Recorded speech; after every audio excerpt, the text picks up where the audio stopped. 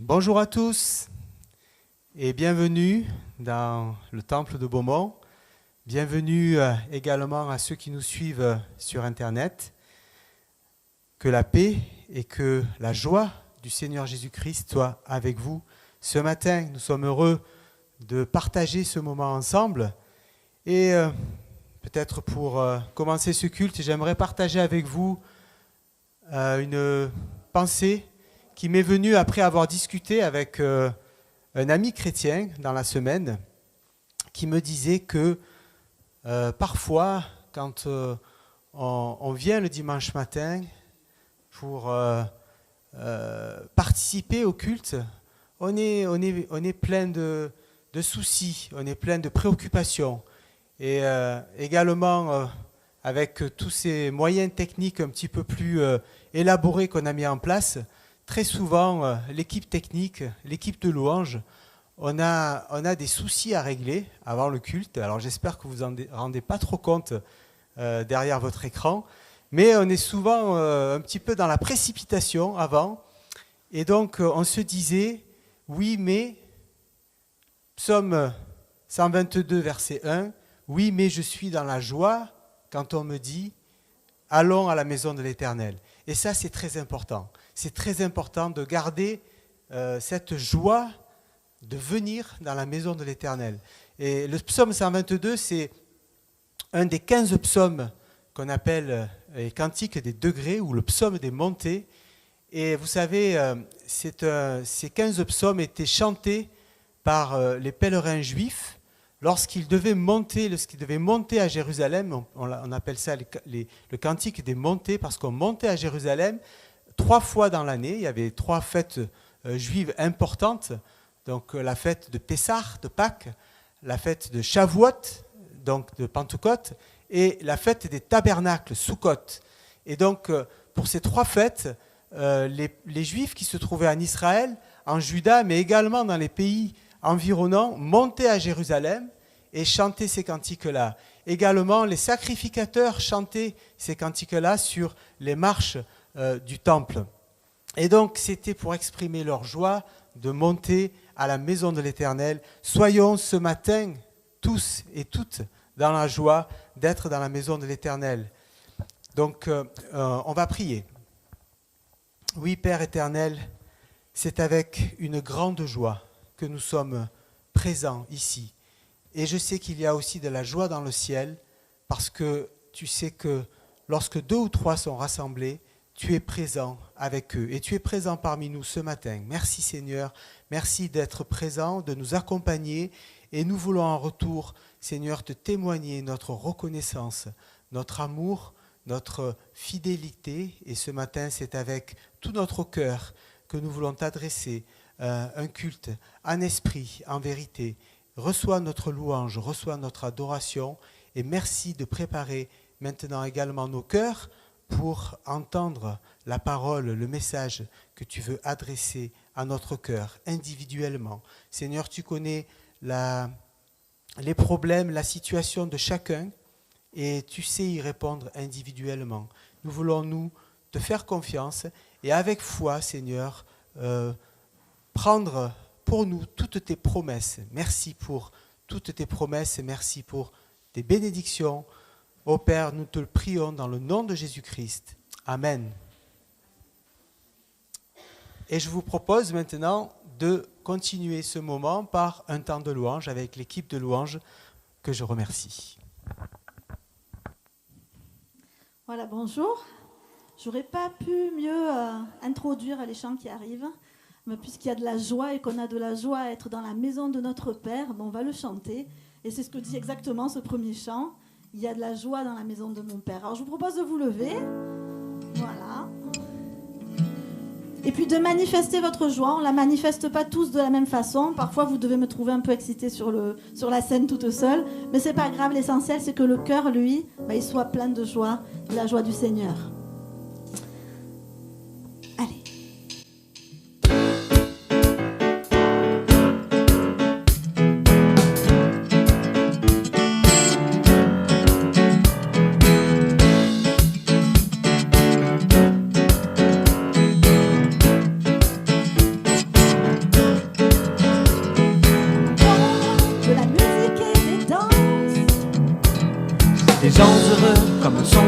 réjouissance, la plus belle musique et la plus belle ambiance.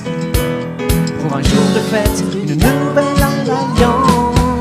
Il y a de la joie dans la maison de mon Père, il y a de la joie.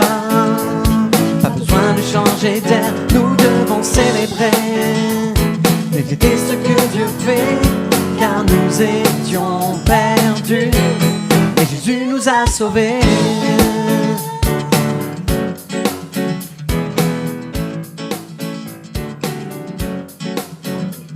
Jusqu'au petit matin, on va danser et chanter. L'église de Beaumont va pouvoir annoncer les merveilles de Dieu et tout ce qu'il a fait. Car nous étions perdus, mais Jésus nous a sauvés. Il y a de la joie dans la maison de mon Père, il y a de la joie. Pas besoin de changer d'air, nous devons célébrer. Chanter ce que Dieu fait, car nous étions perdus, mais Jésus nous a sauvés.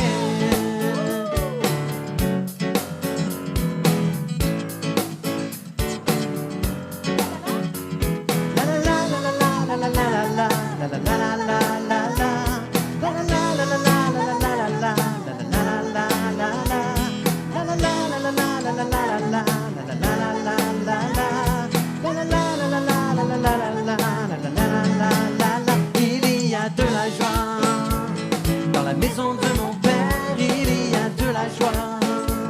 Pas besoin de changer d'air, nous venons célébrer et fêter ce que Dieu fait, car nous étions perdus, mais Jésus nous a sauvés.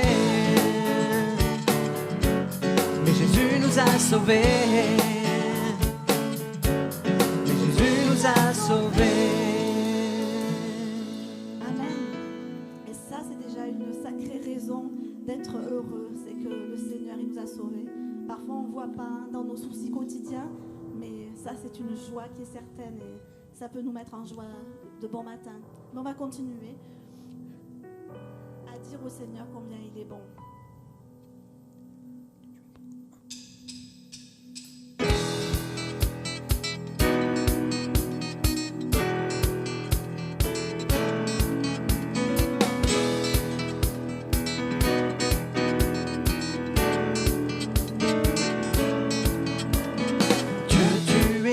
Et ta grâce envers nous durera jamais.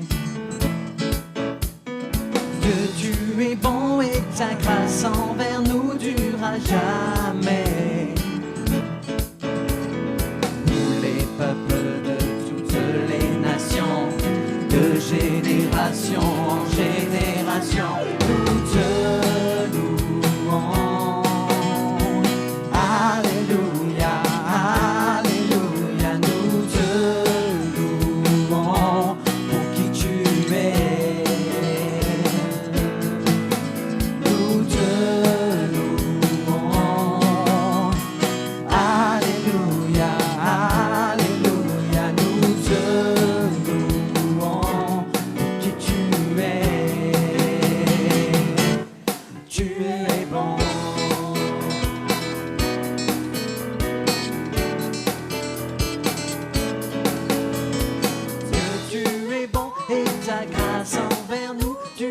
Jamais.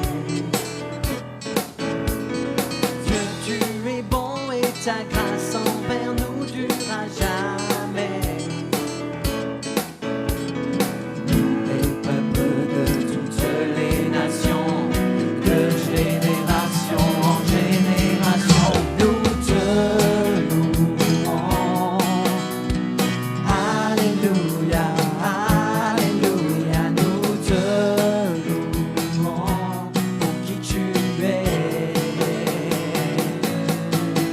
Nous te louons.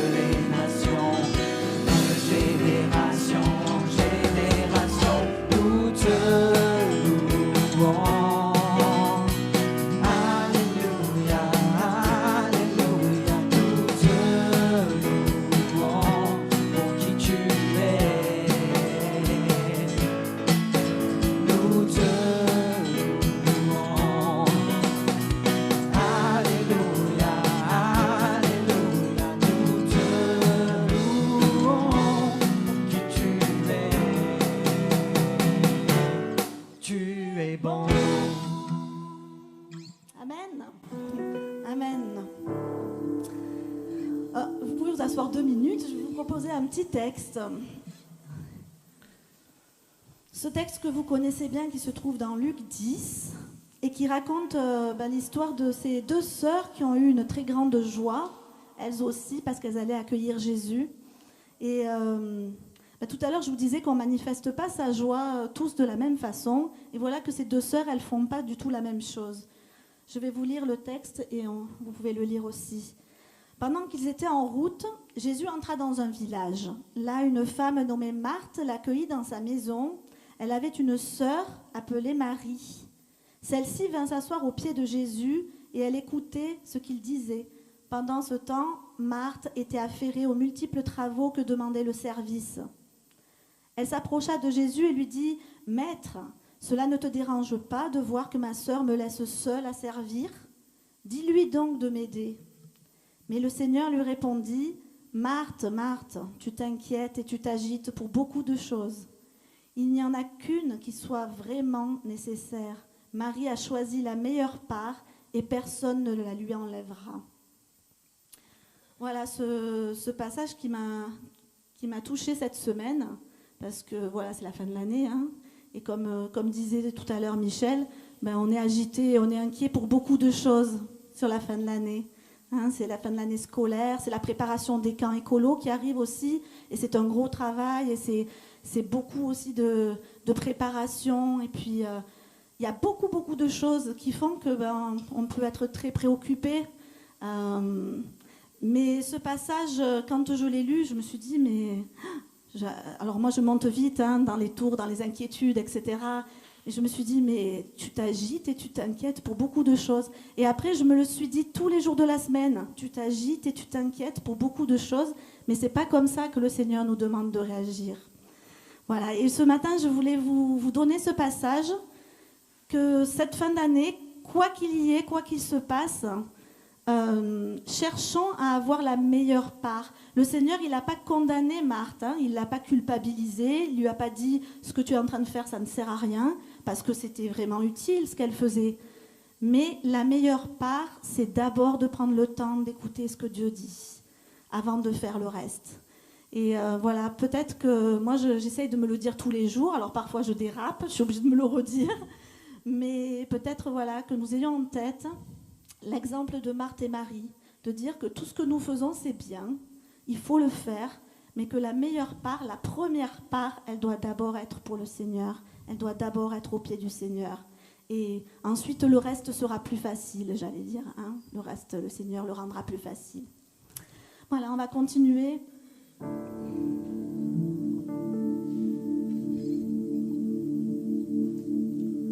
Voilà, que le Seigneur puisse ouvrir les yeux de notre cœur, justement, pour que nous puissions réaliser que ce qui est important, c'est de l'écouter et d'être à ses pieds.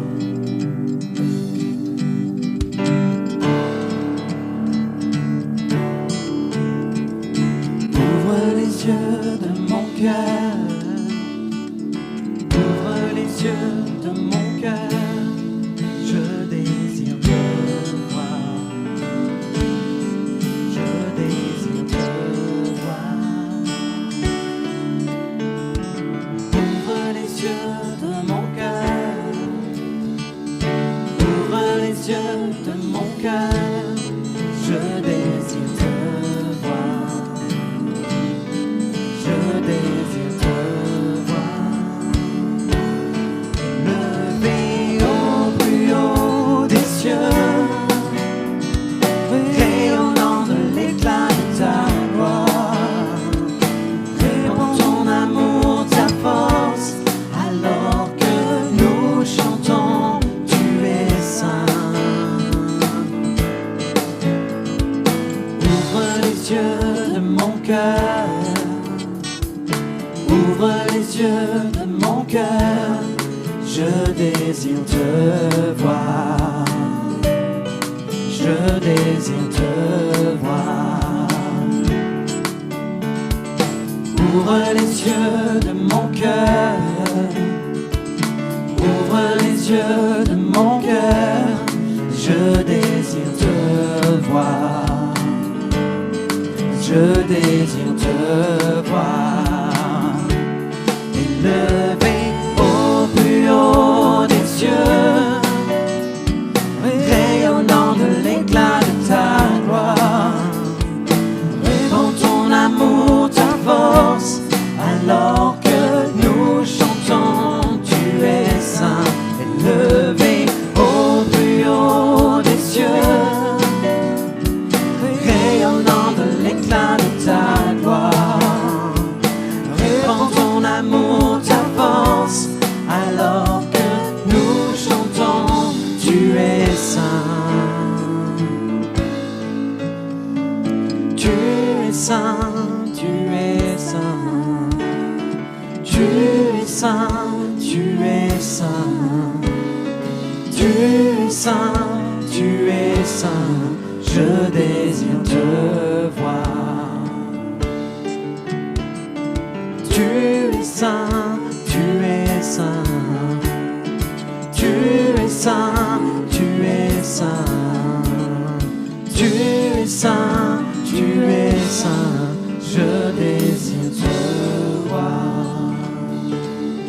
Je désire te voir. Je désire te voir.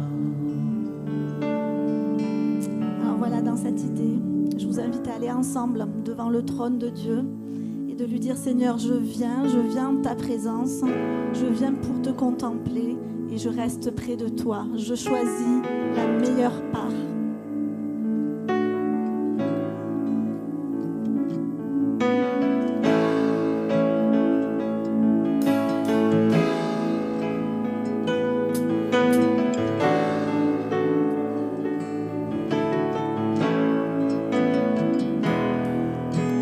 C'est auprès de Dieu que je veux me tenir. Il est mon Seigneur, mon roi. C'est auprès de Dieu que je peux ressentir tout l'amour qu'il a pour moi.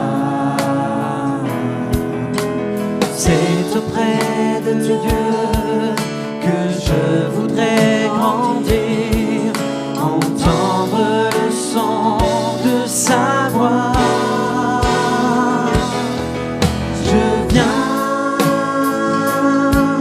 Je viens devant le trône, par ta grâce je me tiens, en ta présence je lève les yeux vers le lieu saint pour contempler ta face. Je veux rester près de toi.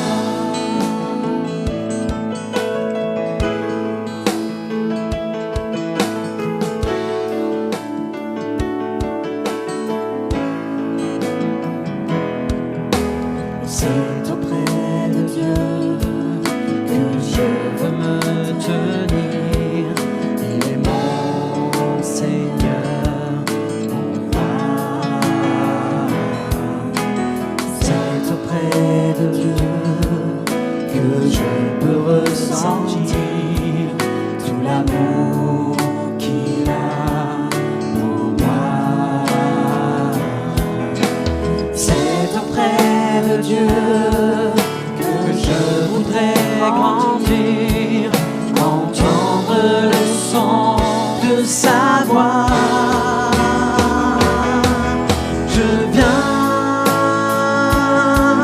Je viens devant le trône, par ta grâce je me tiens, en ta présence je lève les yeux vers le lieu saint pour contempler ta face. Je veux rester près de toi. Je veux rester près de toi. Seigneur Jésus, ce matin nous voulons te dire, Seigneur, que Malgré tous les soucis et tout ce qui nous environne, nous choisissons la bonne part, Seigneur, celle de te faire passer d'abord, d'être d'abord à l'écoute, Seigneur, d'abord à tes pieds, avant de faire tout le reste. Seigneur, nous voulons ce matin vraiment venir à tes pieds, près de toi. Nous voulons rester près de toi, grandir spirituellement, Seigneur. Pas juste picorer à droite, à gauche les dimanches matins, des petites paroles, mais vraiment grandir avec toi, Seigneur. Rester auprès de toi, pouvoir recevoir de tes enseignements, Seigneur, de notre lecture quotidienne, Seigneur, de nos prières. Pardon, Seigneur, si nous faisons passer parfois beaucoup de choses avant toi, Seigneur. Merci parce que tu n'es pas un Dieu qui culpabilise. Tu es juste un Dieu qui, de temps en temps, nous rappelle où est la bonne part, Seigneur. Et nous voulons ce matin la saisir, Seigneur. Merci pour les bénédictions qui vont avec. Merci pour ton amour. Merci pour ta sérénité dans tout ce qui nous entoure et dans cette fin d'année. Merci pour ta présence, Seigneur, qui est si précieuse. Amen.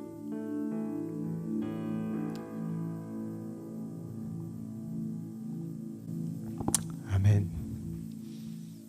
Je viens dans ta présence, je viens devant ton trône. Oui, nous sommes heureux de continuer ce culte maintenant en accueillant le pasteur Alain qui va nous apporter donc le message de la part du Seigneur. Donc j'invite Alain à se joindre sur la scène. Et donc il y aura une traduction à la fin du message, une petite traduction en arménien qui sera apportée par Agop. Voilà. Bonjour à chacun, à chacune, à ceux qui sont aussi connectés avec nous, mais d'abord connectés avec le Seigneur. Alors on est en communion de toute façon les uns avec les autres. J'aimerais vous encourager ce matin. Tout à l'heure, Michael a parlé de fin ou d'arrêt momentané. On n'est pas encore à la fin de l'année, mais voilà des étapes parfois importantes, des moments de fatigue, des situations complexes, puis des moments aussi où on rebondit, on est dans la joie. Alors j'aimerais ce matin vous encourager au travers d'un texte de l'Ancien Testament, en particulier le verset 8 du psaume 146 que je vais lire avec vous. Psaume 146. Et on parlait tout à l'heure de louange, d'adoration, et ce psaume commence par « Louer l'Éternel ». Mon âme loue l'Éternel, je louerai l'Éternel tant que je vivrai. Je psalmodierai en l'honneur de mon Dieu et je l'exalterai. Ne vous confiez pas au noble, à un être humain à qui n'appartient pas le salut. Son souffle s'en va, il retourne à sa poussière, et au même jour ses intentions périssent. Heureux, et moi je rajoute heureuse aussi, celle qui a pour secours le Dieu de Jacob, qui met son espérance en l'Éternel son Dieu. Lui qui a fait les cieux et la terre, la mer et tout ce qui s'y trouve. Il garde la vérité pour toujours. Il fait droit aux opprimés, il donne du pain aux affamés. L'Éternel relâche les prisonniers. L'Éternel ouvre les yeux des aveugles. L'Éternel redresse ceux qui sont courbés. L'Éternel aime la justice. Et tout à l'heure, c'était « Seigneur, ouvre les yeux de mon cœur ». Alors c'était vraiment inspiré, Mika, c'était super. Et la suite de ce psaume qui dit « L'Éternel garde les étrangers, il soutient la veuve, l'orphelin ». On ne peut pas penser aussi à celui ou à celle qui passe par un temps d'épreuve ou de solitude. Mais il fait dévier la voie des méchants. L'Éternel régnera éternellement. Ton Dieu, ô Sion, subsiste de génération en génération. Et si on devait faire un parallèle direct avec ce beau texte de l'Ancien Testament, notamment ce verset 8, on ne peut pas ne pas citer ces paroles de Jésus dans une de ses premières prédications. Il est dans la synagogue, on l'invite à ouvrir la Bible. À l'époque, c'était le rouleau. Et puis il ouvre le rouleau et voici ce qui est dit en parlant de Jésus, et les gens vont le découvrir progressivement. « L'Esprit du Seigneur est sur moi parce qu'il m'a oint pour guérir ceux qui ont le cœur brisé, pour annoncer la bonne nouvelle aux pauvres. Il m'a envoyé pour procurer aux captifs la délivrance, aux aveugles le recouvrement de la vue, pour renvoyer libres les opprimés, pour proclamer une année de grâce du Seigneur, et j'ai envie de dire une année de grâce du Seigneur pour tout le monde, et pas simplement en début d'année ou en fin d'année, mais dans ce verset qui dit « Voici, je suis avec vous tous les jours ». Donc c'est aussi le jour de la grâce du Seigneur ce matin pour nous. L'Éternel ouvre les yeux des aveugles. L'Éternel redresse ceux et celles qui sont courbés. L'Éternel aime les justes. Voilà, sur ces points, j'aimerais m'arrêter avec vous pour que nous puissions nous encourager ce matin et réaliser que ce n'est pas que des mots. Soit on se les approprie, soit on les écoute simplement, mais il faut qu'elles descendent dans notre cœur. Il y a 30 centimètres. J'avais un professeur à l'époque en théologie qui nous disait qu'entre le disque dur de notre intelligence et la sensibilité de notre cœur, selon l'espace et la grosseur de ses membres, il y a à peu près 30 cm. Il ne faut pas que ça reste simplement dans le rationnel, c'est important l'intelligence, il faut que ça descende dans les profondeurs de nos entrailles, de notre cœur, siège des émotions. Alors n'attendons pas d'être au ciel pour célébrer notre Seigneur et notre Sauveur. Et nous avons loué, nous avons béni le Seigneur ensemble ce matin. Je louerai l'Éternel durant ma vie, déclare le psalmiste. On est toujours dans le psaume 146, verset 2. Lui seul mérite notre hommage, comme aussi notre louange, notre confiance, notre adoration. Alors, ne nous confions pas dans l'homme. Et je le mets entre guillemets, l'homme, ça peut être toute forme de structure, même des structures idolâtres parfois, ou des grands de ce monde, car ça peut être, et c'est un danger constant, qui peut nous séduire et peut-être prendre bien des formes dans notre vie. C'est ce qui ressort ici dans les versets 3 et 4. N'attendons aucun appui de ces grands de ce monde, même si occasionnellement Dieu s'en sert, et Dieu nous demande aussi de prier pour nos autorités. Si haut placés soient-ils, il n'y a pas de salut en eux. On prie pour que le salut les touche, mais eux ne nous accordent pas, ne nous octroient pas le salut. Nous n'avons pour Père que ce Dieu infiniment puissant, infiniment sage, celui qui nous aime, celui qui ne nous culpabilise pas, mais qui parfois, et c'est important pour nous, nous fait une petite piqûre de rappel ici ou là, pour nous donner les vitamines, ou simplement pour nous remettre debout, en chemin. Alors que nous faut-il de plus ? Si en Jésus-Christ, par le Saint-Esprit, au travers de la lecture de la parole de Dieu et de la puissance éternelle de Dieu notre Père, nous avons tout, que nous faut-il de plus ? Et j'aimerais ici, pour nous encourager dans ce que nous faudrait-il de plus, simplement nous rappeler ce que nous avons et ce que nous avons en abondance. Dieu lui ouvrit les yeux et elle vit un puits. On est dans Genèse, chapitre 21, verset 19. Ça sera mon premier exemple, en rappelant la première partie de ce verset 8. L'Éternel ouvre les yeux des aveugles. Vous l'avez compris, je veux ici rappeler l'exemple d'Agar. Agar, c'est différent de Marthe et Marie. Agar, servante rejetée, femme répudiée, et mère célibataire et désespérée. Tel est le lot d'Agar, la malheureuse. La voici égarée dans le désert, parce qu'elle a été rejetée, avec son fils Ismaël, lorsque de façon étonnante, l'Éternel la secourt. Là, c'est un grand résumé, mais vous retrouvez ce texte dans Genèse 21. Sa délivrance est un encouragement pour nos parcours de vie comme pour notre foi de tous les jours. C'est pour moi comme un peu la porte du ciel qui s'ouvre au sein même de mes difficultés, de tes difficultés, de nos difficultés. Oui, chers amis, frères et sœurs, Dieu veut ouvrir les yeux dans le désert de tes culpabilités, si culpabilité il y a.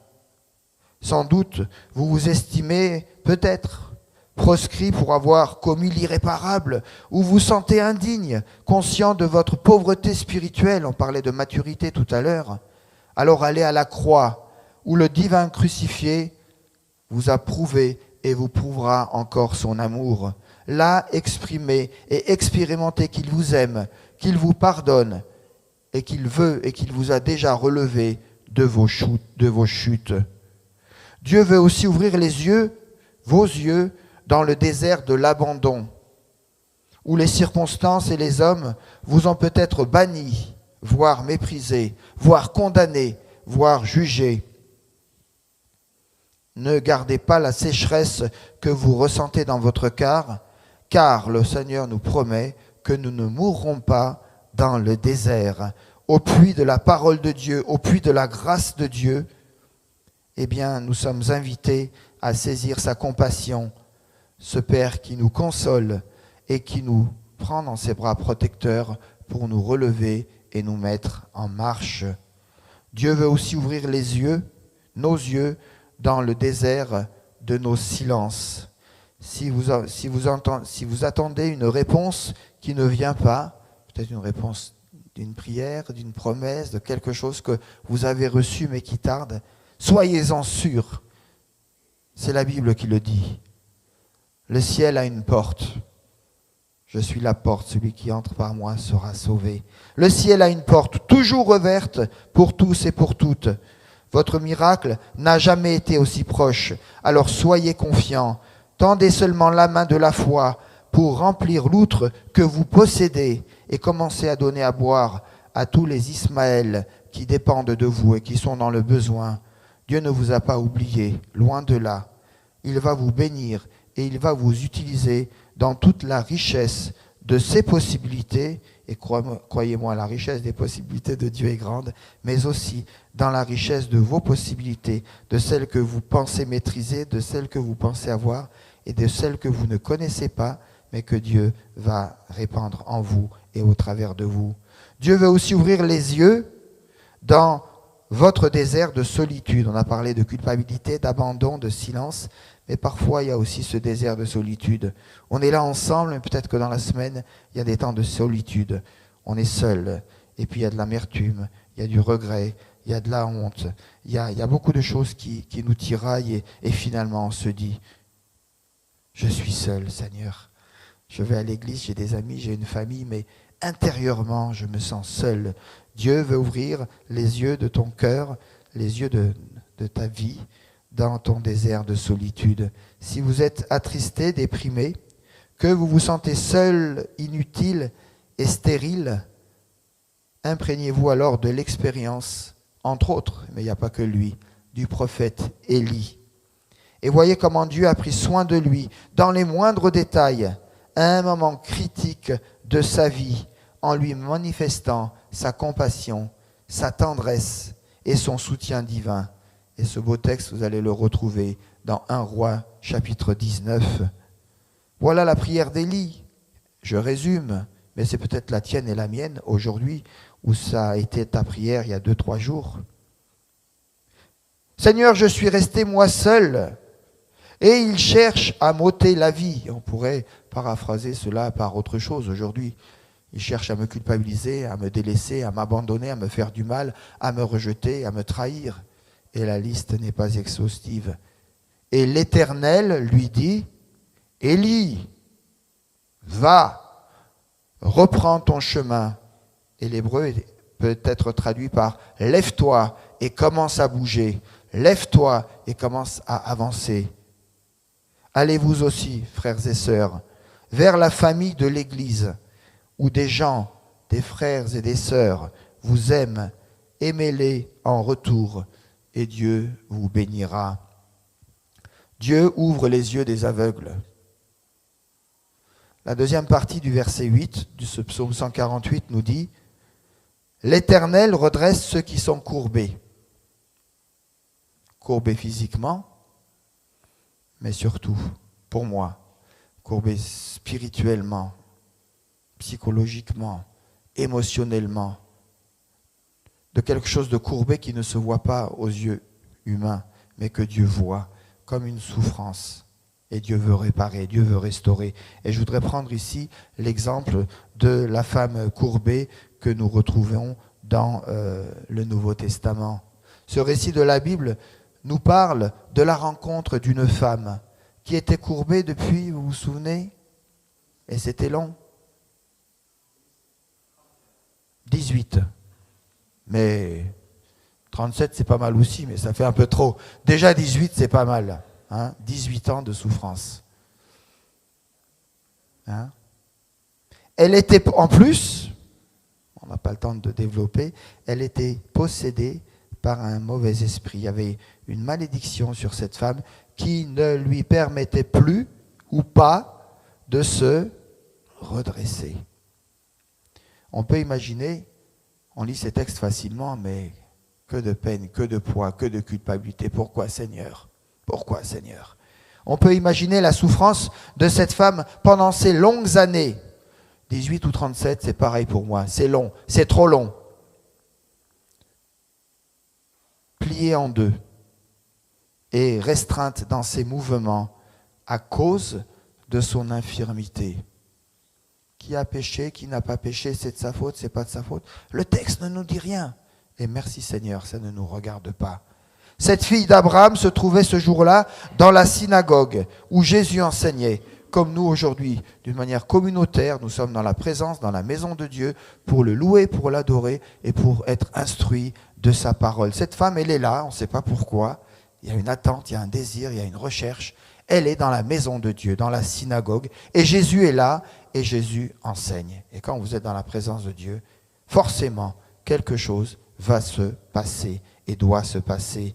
Présents aussi étaient les docteurs de la loi, ces experts en théologie, réunis autour de Jésus pour essayer de trouver encore et toujours une faille, un défaut dans ses propos pour le casser et l'arrêter dans sa mission. Et voici parmi la foule qui écoutait, c'est pas Marthe, c'est pas Marie, c'est cette femme courbée. Elle ne demande rien. Elle est venue car certainement elle a entendu parler de Jésus. Alors je ne vais pas vous demander ce matin pourquoi vous êtes venus. Je peux m'en douter. Nous sommes venus pour entendre Jésus, pour être dans sa communion, pour vivre aussi la communion fraternelle, ce qui est très très important aussi pour le Seigneur. Peut-être encore croit-elle que Dieu l'aime. Est-ce que vous croyez que Dieu vous aime encore après tant de je ne sais pas quoi? Est-ce qu'elle pense que Dieu l'aime encore, qu'il y a un petit bout d'amour pour elle, qu'il peut l'accepter comme elle est, courbée depuis 18 ans? Fille d'Abraham, femme juive, femme qui fait partie du peuple de Dieu, qui a le privilège d'entendre le message de Dieu et qui plus est de la bouche du Seigneur Jésus, que les autres peuples environnants n'ont pas le privilège d'entendre. Femme qui entend, qui reçoit, qui comprend l'évangile et pourtant qui reste encore et toujours courbée. De nos jours, frères et sœurs, combien sont courbés, fatigués depuis longtemps, depuis trop longtemps. Certains ont peut-être été, et là je fais un raccourci parce qu'il y aurait tellement de choses à dire, certains ont peut-être été depuis leur enfance ou à un moment particulier de leur vie, maltraités par des paroles blessantes, dites par leur entourage, peut-être même par leurs proches, et conditionnés à faire comme les autres, à suivre des traditions que les hommes ont instaurées et qui nous sont imposées, avec le poids des mots qui blessent profondément et qui ne nous laissent plus ou qui ne nous laissent pas la liberté que Dieu souhaite à chacun de sa créature. Si Christ vous libère, vous resterez encore courbé quelques années. Non, ça c'est pas dans la Bible. Si Christ vous libère, vous serez libre. Ça non plus, c'est pas dans la Bible. Si Christ vous libère, vous serez réellement libre. Ça, c'est le texte original. Voilà donc cette femme courbée, blessée, meurtrie, devant Jésus. Le récit ne nous dit pas comment elle est venue, simplement qui était là, qu'elle était là, présente dans la présence de Dieu. Combien parmi nous sont là dans l'attente de quelque chose qui se passe, espérant que notre situation va changer, mais rien n'arrive. Tout est pareil et les jours passent, les jours se ressemblent, les mois, les années se succèdent et rien, toujours rien. Nous voyons que quelques-uns sont heureux autour de nous et nous restons là au milieu de la foule, sans espérance, sans espoir, sans l'ombre d'une porte de sortie. Cette femme écoute, mais sans vraiment croire que cet homme, que Jésus a la solution pour sa vie. Parfois j'écoute moi aussi, mais je me dis, est-ce que vraiment le Seigneur est capable de faire ça dans ma vie? Je le crois pour les autres, je le prie pour les autres, soyons honnêtes, mais parfois ça nous arrive aussi. Elle ne peut pas croire qu'il peut changer sa situation depuis 18 ans. Aline Shpidibadaï, 18 ans, c'est trop tard, c'est fini. Je vais rester courbé toute ma vie. Que Dieu est capable de lui donner un nouveau départ. Alors, elle ne demande rien. Si on n'a pas d'espérance, si les promesses du Seigneur sont juste que des promesses, mais qu'elles ne nous touchent pas personnellement, alors nous allons demander peu, voire rien au Seigneur. On va croire, mais comme le commun des mortels qui croient qu'il y a un Dieu qui existe, un Dieu bon qui de temps en temps s'occupe de la planète Terre ou des uns ou des autres. Cette femme écoute, mais elle ne demande rien. Elle ne sait pas que Jésus peut lire dans son cœur ce cri secret que nous avons enfermé en nous-mêmes et que personne ne peut soupçonner. Et ce cri, je le paraphrase ici, c'est « Au secours Seigneur, sauve-moi, car je souffre, je suis seul, je ne peux plus continuer ainsi. » Et il y a tant de textes, tant de paroles des psaumes qui nous renvoient à ces modèles de prière, de cris intérieurs. Et voilà que Jésus s'adresse à elle. Il ne lui dit rien de sa vie. J'aime la pudeur de Dieu ici. Il n'a pas besoin de le faire, puisqu'il connaît tout. Il sait ce qu'elle ressent. Il sait aussi ce que toi et moi nous ressentons ce matin. Il te voit aussi peut-être courbé. Il connaît tes souffrances. Et il n'a pas besoin de faire un bilan de ta situation, car c'est entre toi et lui. C'est entre moi et le Seigneur. Et là, au milieu de la synagogue, entouré des savants, des érudits de la religion, Jésus va dire à cette femme, « Femme, tu es délivrée de ton infirmité. » Mais il ne s'arrête pas là pour lui parler simplement, car il sait que cette femme a besoin de quelque chose de plus fort, de plus intime au niveau de la relation peut-être à reconstruire, à retrouver. Elle a besoin de ce contact personnel avec le Seigneur, avec Jésus. Alors Jésus s'approche et il va la toucher, il va lui imposer les mains, un acte peut-être banal, mais nous savons combien nous avons besoin parfois de ressentir la présence de notre Seigneur, sentir que nous sommes touchés par lui, besoin de ce contact, sentir que nous sommes la brebis que le Seigneur vient de toucher, vient de soigner, vient de relever, vient de guérir et nous ramener dans la bergerie. Oui, personne ne peut empêcher aujourd'hui Jésus de te délivrer de l'emprise de Satan. Personne, ni sur la terre, ni dans les cieux, ne peut te séparer de son amour et de sa puissante main. Peut-être tu es comme cette femme courbée depuis 38 ans, 37 ans, qui dit mieux, par des années de souffrance, par des années de difficultés ou de situations difficiles, de vie professionnelle compliquée, de vie de couple, de vie de famille, de perte, de solitude, de chagrin, et que dire encore? Chacun a ses mots, et elle peut les repasser dans son cœur. Ce qui est certain, c'est que le Seigneur veut te toucher et te rendre la liberté qu'il a réservée à ses enfants. Il est venu pour te délivrer de ton mal, de ton asservissement, libre de toute possession, libre de ces paroles qui peut-être t'ont blessé, libre parfois de certaines coutumes religieuses, de structures, libre de la malédiction du tentateur qui a voulu ou qui t'a rendu courbé. Jésus veut aujourd'hui te dire qu'il peut s'occuper et qu'il a envie de s'occuper personnellement de toi prendre ton fardeau qui est trop lourd et t'aider à sortir de ta situation compliquée.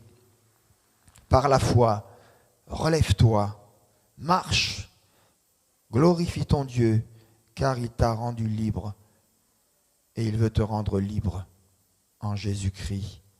Et enfin, c'est la troisième partie de ce petit verset 8 du psaume 146 que nous avons lu. L'Éternel aime les justes. Et j'aimerais prendre ici l'exemple d'Abel. On refait un bond en arrière dans l'Ancien Testament aussi. Il ne s'agit pas d'essayer d'être bon, nous dit la Bible, mais plutôt, en tout cas c'est ce que je comprends, de se confier d'abord en Dieu. Puis ensuite, quand on se confie en Dieu, bien Dieu fait un travail de nettoyage. Il décortique, il élague, il coupe, il fructifie. Voilà, Dieu veut que nous puissions nous confier en lui d'abord et avant tout. Et j'aime ici l'exemple d'Abel que je reprends et que le Nouveau Testament reprend aussi dans Hébreux chapitre 11, verset 4, où il est dit, l'auteur inspiré de l'Épître aux Hébreux va dire « C'est par la foi ». Et rien que sur ces mots, on pourrait s'arrêter et puis dire « Mais c'est quoi la foi ? Et pourquoi par la foi et pas par autre chose ? C'est quoi la foi ? C'est par la foi qu'Abel offrit à Dieu un sacrifice plus excellent que celui de son frère Caïn. C'est par la foi qu'il fut déclaré juste, Dieu approuvant ses offrandes. C'est par la foi qu'elle parle encore, quoique mort. Hébreux 11, 4. Abel, le juste, c'est ce qui était marqué sur sa carte d'identité. Mais comment un homme peut-il être qualifié de juste quand la Bible déclare, et ça quand j'étais adolescent, c'était un texte qui me gênait beaucoup, il n'y a point de juste, pas même un seul. Je me dis à quoi ça sert de se convertir, parce que de toute façon, on ne restera pas juste et on est pécheur. Romains 3, et il y a d'autres textes aussi. Abel, sans aucun doute, était un pécheur, un coupable, comme tous les autres, car tous sont péchés et sont privés de la gloire de Dieu, Romains 3, 23. Mais il a été justifié, c'est-à-dire déclaré juste par la foi. Son histoire ne peut être séparée de celle de son frère Caïn. Ils sont nés l'un et l'autre hors du jardin d'Éden et n'ont pas connu les délices, j'allais dire, du paradis terrestre de ses parents, Adam et Ève. Ils ont certainement entendu parler du bonheur de leurs parents, ce bonheur qu'ils ont connu pour un temps, où Dieu venait et Dieu parlait à Adam et Ève. Ils ont appris certainement aussi de quelle manière, je suppose, le texte ne nous le dit pas, mais j'ose le croire, que comment le diable les avait séduits, eux, ses parents, et comment ils ont désobéi à Dieu, et pourquoi ils ont été chassés hors de ce jardin béni, de ce jardin de délices. Caïn et Abel avaient certainement entendu parler aussi, peut-être, de la sentence que Dieu avait prononcée sur le serpent. Je mettrai inimitié entre toi et la femme, entre ta postérité et sa postérité, celle-ci t'écrasera la tête, mais toi, tu lui blesseras le talon. On est dans Genèse, chapitre 3, verset 15. Cette déclaration importante contenait en substance une promesse faite à l'homme, celle du salut. Dieu enverrait un homme un jour, un homme avec un H majuscule, un puissant rédempteur, c'est ici la postérité de la femme, qui détruirait les œuvres du diable, c'est-à-dire qui écraserait la tête du serpent, mais celui-ci sera blessé, première allusion ici aux souffrances du Christ. À cette promesse, Adam et Ève avaient cru de tout leur cœur, ça j'en suis sûr, et ils attendaient eux aussi l'accomplissement. Aussi ont-ils essayé de transmettre à leurs enfants, comme nous le faisons, et je le crois, et il faut le faire, transmettre à leurs enfants la foi au Sauveur promis. Nous pouvons supposer qu'ils avaient également expliqué à leurs enfants qu'en attendant la venue de ce grand Rédempteur, personne ne pouvait s'approcher du Dieu 3 fois saint sans offrir un sacrifice sanglant.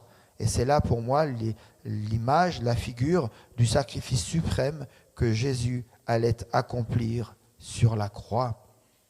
Chers amis, la foi n'est pas héréditaire. Abel a cru au Sauveur promis, mais Caïn n'y a pas cru, ou partiellement. Abel a reconnu sa culpabilité devant Dieu.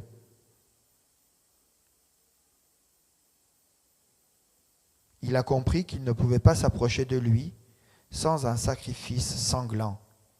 Caïn, au contraire, n'a pas reconnu sa profonde misère intérieure, sa souillure et son besoin d'être sauvé, son besoin d'un sauveur. Caïn n'était pas un athée, je pense qu'il croyait à l'existence de Dieu. Mais Caïn a essayé de s'approcher de Dieu avec un sacrifice non sanglant, et Dieu n'a pas pu approuver son offrande. Alors la jalousie et la haine ont rempli son cœur. Et chacun sait la suite de ce triste récit. Caïn a tué Abel, son frère. Abel, le juste. Ce récit est plus actuel que jamais. Aujourd'hui encore, notre humanité est divisée en deux groupes. Et elle le sera jusqu'au retour du Seigneur. Il y a ceux qui ont reconnu leur mal profond, ou ceux qui reconnaîtront leur mal profond, leur besoin d'être sauvés, et qui ont reçu ou qui recevront Jésus-Christ comme leur Seigneur et leur Sauveur personnel. Et il y a ceux qui n'ont pas voulu reconnaître et qui ne reconnaîtront pas leur péché et leur misère et qui refusent ou qui refuseront de mettre leur confiance dans l'unique Seigneur et Sauveur que Dieu nous a donné en Jésus-Christ. Les premiers sont et seront justifiés, c'est-à-dire déclarés justes devant Dieu, alors que les seconds seront encore dans leur péché et sous la malédiction et sous la colère de Dieu. Il y a les justes et les injustes. Quand vous lisez ça dans la Bible, vous devez comprendre de quoi on parle. Il y a les justes, il y a les injustes. Il y a ceux qui sont justifiés et il y a ceux qui ne le sont pas. C'est donc uniquement par la foi qu'Abel a pu offrir un sacrifice plus excellent que celui de Caïn. Par la foi, dans la parole et dans les promesses du Seigneur, Abel a été lui-même justifié, c'est-à-dire déclaré juste par Dieu, comme s'il n'avait jamais commis de péché. Et aujourd'hui, vous et moi, nous sommes au travers de la croix vus comme déclarés justes. Certes, Abel n'était pas meilleur que son frère, comme je l'ai rappelé tout à l'heure, mais il a reconnu son état de péché et a mis sa confiance ou sa foi dans le Sauveur promis. Et par sa foi, il a été justifié gratuitement. Mes amis, et je terminerai par là, pour être justifiés aujourd'hui devant le Dieu 3 fois saint, nous qui sommes tous des coupables, nous avons besoin de mettre notre foi à l'exemple de celle d'Abel. Croyons en la parole de Dieu et mettons notre confiance dans cette parole au travers des promesses du Seigneur Jésus.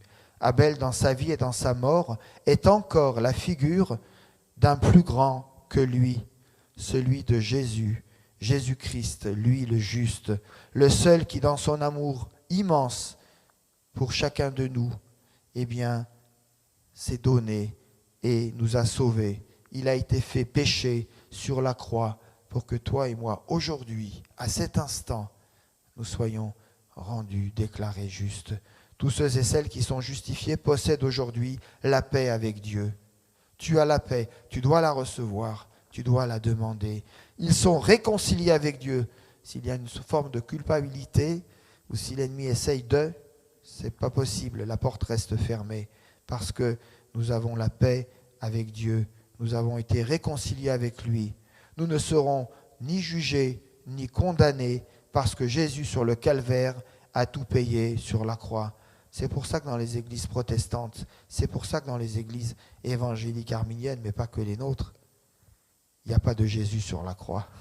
Il est ressuscité. Nous avons la rédemption. Il est assis dans les lieux célestes. Il prie, il intercède pour toi, pour moi, aujourd'hui.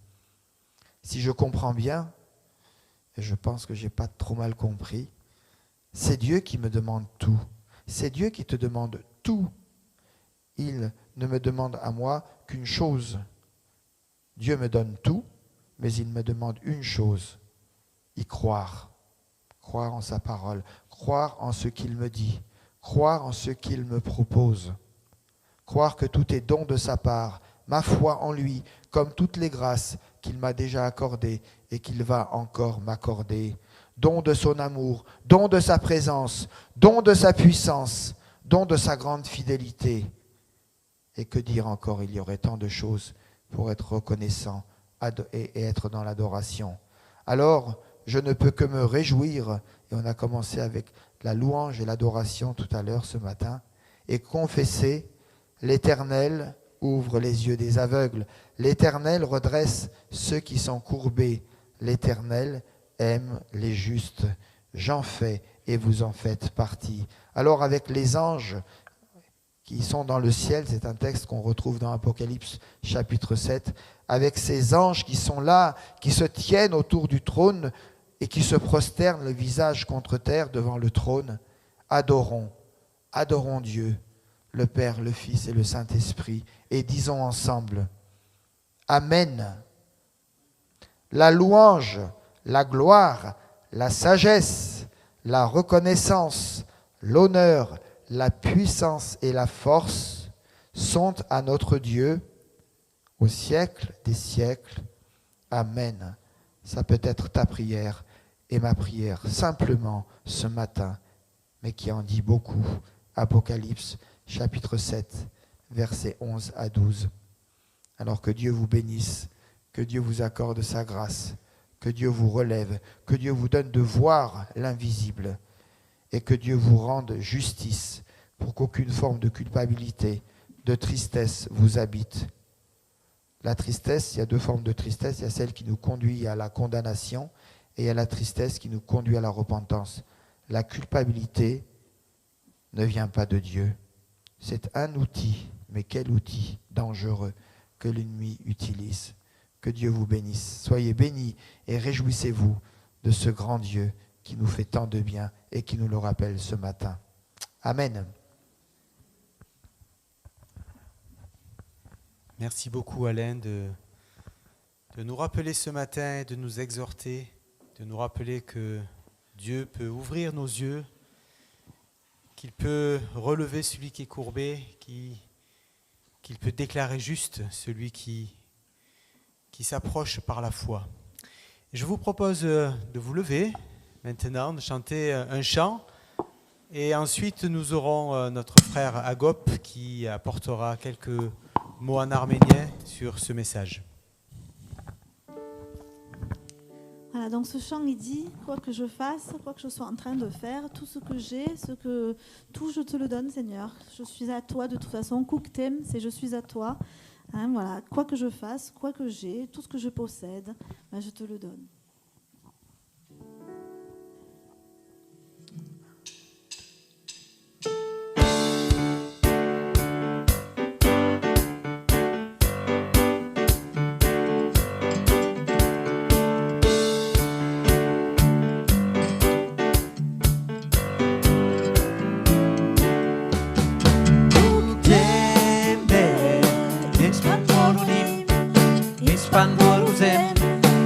Pan borganem, tu jebde, portses istiemde, tekernam l'alman kezi. Tu jebde, pan borunim, pan boruzem, pan borganem, tu jebde, portses istiemdes, tekernam l'alman kezi.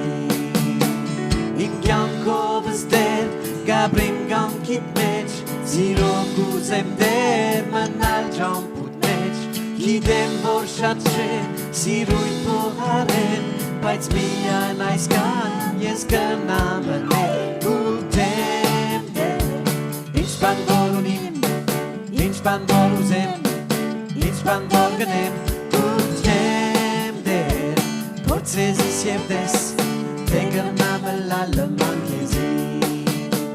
Sărdist meci tărir, Պապակ որը լամ, քեզ մոր զորավոր, քեզ ետամ ենջամ, ուրեմն չանամ, ապրիլ քեզ համար, երկեն քեզ իդեր, նոր ես սանտացար, ուրդեմ դեր, ինչ բան որ ունիմ, ինչ բան որ ուզեմ, ինչ բան որ գնեմ, ուրդեմ դեր, փորձես և դես, եկեմ ավլալը մանկեզի, քուդեմ դեր, ինչ բան որ ունիմ, ինչ բան որ ուզեմ, ինչ բան որ գնեմ, ուրդեմ դեր, փորձես և դես, եկեմ ավլալը մանկեզի. Ունեմ սիրելի եղբայրներ քույրեր եւ ուրախ ենք, որ այսօր Աստծո մեջ կգտնվենք եւ պատեհություն ունենք Աստծո խոսքը լսելու, թե ֆրանսերեն եւ թե հայերեն։ Ուրեմն պատվելին կարդաց երկու տեքստ, մեկը 5 կտականից եւ մյուսը նոր կտականից, ուրեմն 5 կտականից Սաղմոս 146 գլուխը եւ նոր կտականից Ղուկաս ավետարանի 4-րդ գլուխ 18-19 համարները։ Եվ կենտրոնացավ հիմնականում Սաղմոս 146 գլխի 8-րդ համարին, որտեղ որ կսվի. Տերը կբանա կույրերուն աչքերը, Տերը կկանգնեցնե վարձառածները, Տերը կսիրե արդարները։ Կարևոր է այսօր հիշել ավետարաններուն ըսածը Հիսուսի կատարածներու վրա։ Տերը կարձակե կապվածները։ Իրենց հավատքի աչքերը կբանա։ Այո, Տերը կսիրե արդարները։ Աստված Հագարի աչքերը բացավ ու ջրհորմը տեսավ։ Ծննդոց 21-րդ գլուխ 19 համարը։ Գիտենք, որ Հագարը իր որդու հետ, Իսմայելին հետ վրդվեց անապատը, քանի որ Սառան կնախանձեր։ Հագար եւ իր որդին Իսմայել անապատը վտարվեցան։ Եվ Աստված զարմանալի կերպով ազատեց զանոնք։ Այս ազատությունը քաջալերություն է մեզի համար եւ մեր առօրյա հավատքին համար։ Մեր նեղություններուն մեջ հրաշքի դուրմը կբացվի։ Աստված մեր աչքերը բանալ կուզե, երբ ինքնիս հանցավոր կզգանք։ Կպատահի, որ մենք մեղք գործել են, հետո ինքնիս անարժան կտեսնենք։ Դեպի խաչին երթանք, ուր Հիսուս իր սերը կփաստե։ Հոնաս կնանք, որ մեզի կսիրե եւ կները։ Աստված աչքերը բանալ կուզե, երբ մարդիկը մեզ կլքեն ու կանարգեն։ Ձեր հոգին զորության մեջ է,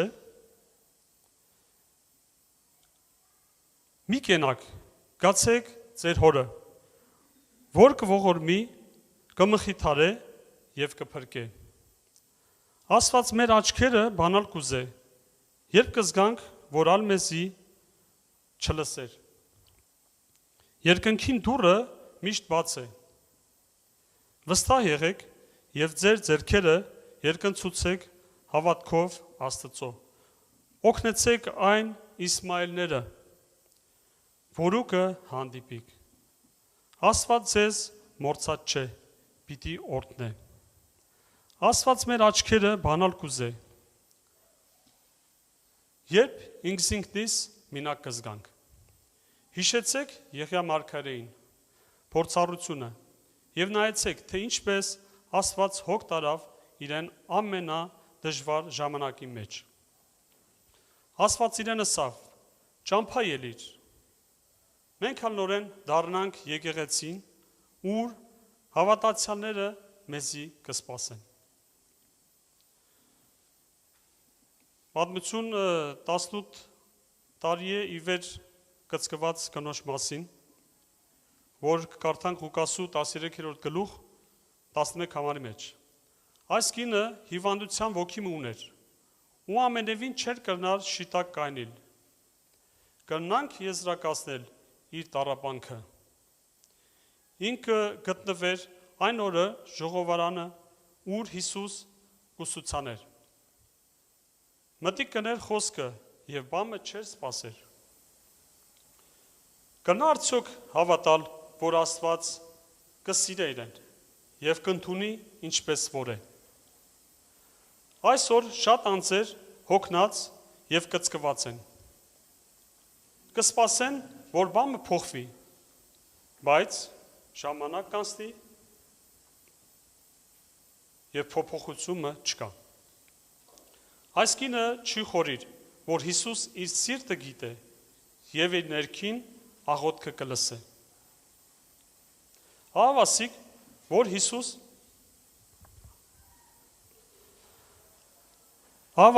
Հիսուս իրեն կխոսի։ Հիսուս գիտե այսօր քու սիրտը։ Անկսե իրեն, ով կին, քո հիվանդությունդ արձակված է։ Հիսուս կմոտենա եւ իր ձեռքը անոր վրա կդնե։ Որքան պետք ունենք, որ Հիսուս դպնա մեզի։ Ոչ մեկը եւ ոչ սատանան կնան արգել կլալ, որ Հիսուս արձակե եւ բժշկե այսօր երկնքի կամ երկրի վրա։ Որևէ մեկը չկրնար Աստծո սերեն զատել քեզի։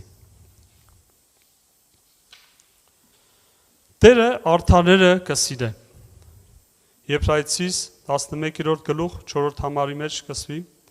Հավատքով Աբել կայանե ավելի աղեկ զոհ մատուց Աստուծո, որով վկայվեցավ արդար լալը։ Վասնզի իր պատարակներուն վրա Աստուծո վկայություն եղավ իրեն։ Ինչպես անձ մկրնա արդար սեփիլ, երբ Աստծո խոսքի մեջ կսե, որ արդար մը չկա, ոչ ալ մեկը։ Երկու եղբայրները գիցան անպայման իրենց ծնողքին փորձառությունները Եդեմի պարտեզի մեջ, ինչպես աննազանդ գտնվեցան եւ ինչպես Աստված իրենց վռնդեց Եդեմի պարտեզից։ Կարելի է լսեցին Աստծո խոսքերը, երբ ասավ. «Օցին քուկիտ ու կնոջ մեջտեղ եւ քու սերունդիտ ու անոր սերունդի մեջտեղ թշնամություն պիտի դնեմ։ Անքու գլուխդ պիտի ճախճախե եւ դուն անոր գարշաբարը պիտի խայթես»։ Աբել հավատաց խոստացյալ Տերոջը Հիսուսի մասին, բայց Կայան չհավատաց։ Կայենի սիրտը նախանձությունով լեցվեցավ եւ սպանեց եղբորը։ Միայն հավատքով է, որ կարելի է աղեկ զոհը մատուցանել Տերոջը։ Մենք ալ նույն հավատքին պետք ունենք արդարանալու համար։ Հավատանք Աստծո խոսքին եւ վստահենք Հիսուսի։ Ամեն անոնք, որ Հիսուսի ողորմությունով արդարացած են, խաղաղություն ունին, Աստծո հետ հաշտված են եւ պիտի չդատապարտվին։ Եվ վերջաբանը, որ պատվելին 3 կետերով հրավ, կնամ ուրախանալ եւ դավանել, որ Տերը կբանա գուրերուն աչքերը, կկանգնեցնե վարձրածները եւ կսիրե արդարները։ Ամեն։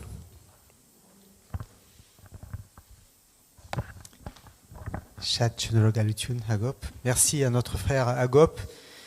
Vous savez, nous avons des frères et sœurs arménophones qui ont un peu de mal à suivre le français et c'est important qu'ils puissent aussi recevoir l'exhortation que nous avons reçue ce matin.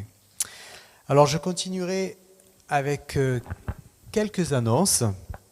Donc aujourd'hui, vous l'avez constaté, le pasteur Ago n'est pas présent, il est resté sur Lyon. Nous avions notre synode hier, donc en présentiel à l'église évangélique arménienne de Lyon. Et donc le pasteur Ago est resté aujourd'hui pour apporter le message à Lyon et à Dessines.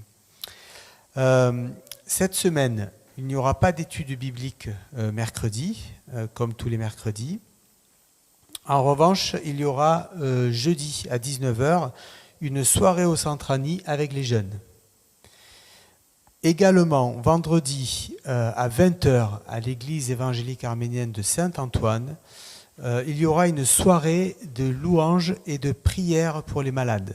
Donc voilà, si vous êtes intéressés, vendredi 20h à l'église de Saint-Antoine. Et puis samedi prochain, 18h30, donc c'est la soirée d'au revoir pour Alain et... C'est dans 15 jours? Ben voilà.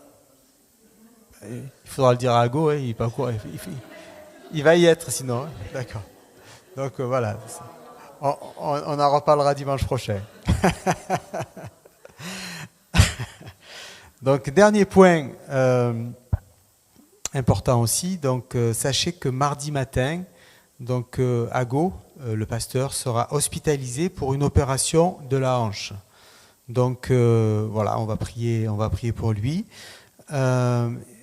Et dimanche prochain, du coup, ce sera le pasteur Philippe Donnet de l'église de Saint-Jérôme qui apportera le message. Voilà. On espère que notre pasteur se portera bien, récupérera bien de cette opération. Vous savez que nous avons le meilleur chirurgien dans les cieux, donc on va confier notre pasteur entre ses mains. Et s'il va bien, donc il assistera au culte dimanche prochain. Voilà, je vous invite à vous lever pour un dernier chant et durant lequel nous porterons nos offrandes également.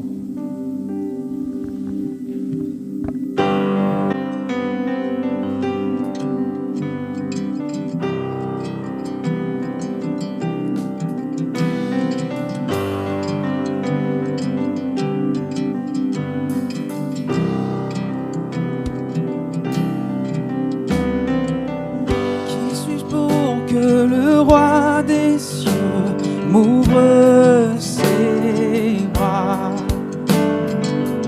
perdu mais trouvé par sa grâce, son amour pour moi, son amour pour moi.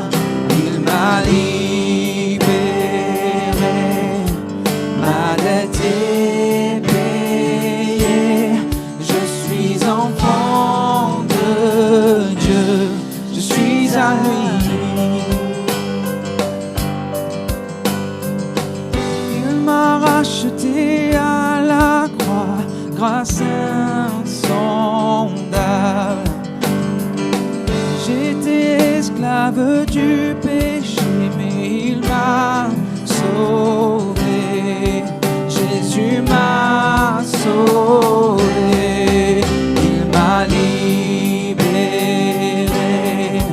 ma dette est payée. Je suis enfant de Dieu, je suis à lui. Et dans sa maison, j'ai trouvé ma place. Je suis enfant de Dieu, je suis à lui. Je suis choisi et affranchi. En toi je sais qui je suis. Tu es pour moi, pas contre moi. En toi je sais qui je suis. Je suis choisi et affranchi. En toi je sais qui je suis. Tu es pour moi, pas contre moi.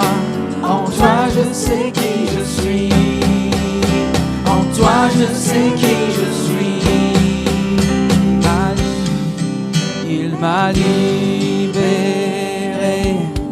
la dette est payée. Je suis enfant de Dieu, je suis à lui. Et dans sa maison, j'ai trouvé ma place. Je suis enfant de Dieu, je suis à lui. Et dans sa maison, j'ai trouvé ma place. Je suis enfant de Dieu, je suis à lui.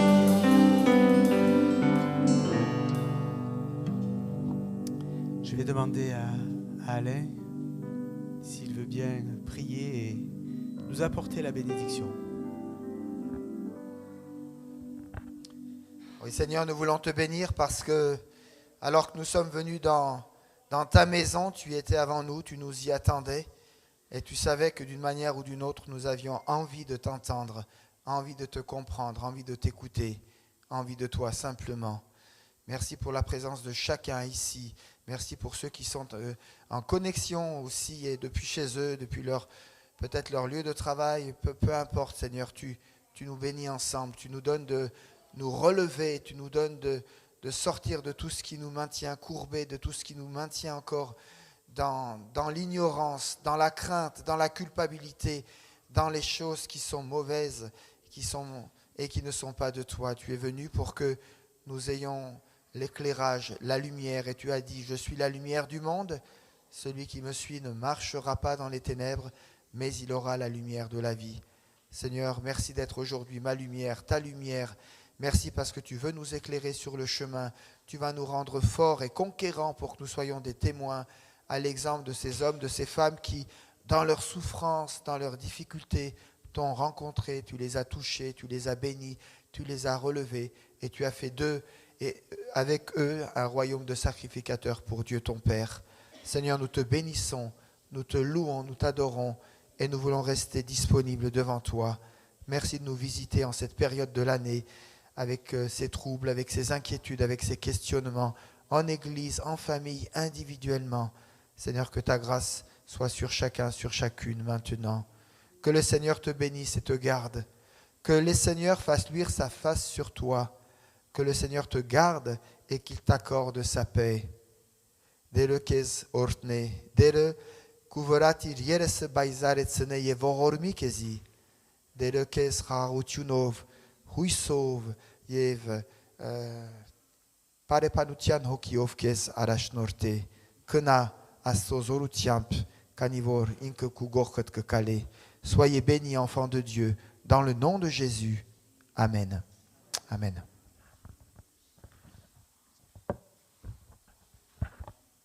Merci à tous et bonne journée à tous. Voilà, on se retrouve dimanche prochain pour un nouveau culte.